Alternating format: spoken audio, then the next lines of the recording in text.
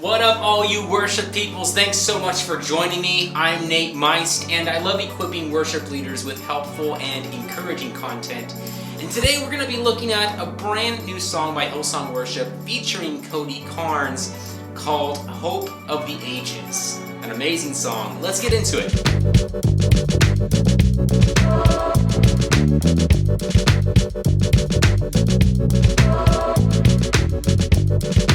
Before we get into today's tutorial, don't forget that you can find some of my own original material out there on the interwebs, on Spotify, Apple Music, Amazon, a lot of different places. I have a few songs out there, so check it out. I'm also on Instagram and Twitter, so hit me up there. Alright, so Hope of the Ages, a song written by Reuben Morgan, who, as we all know, is a complete legend in the songwriting lore of worship.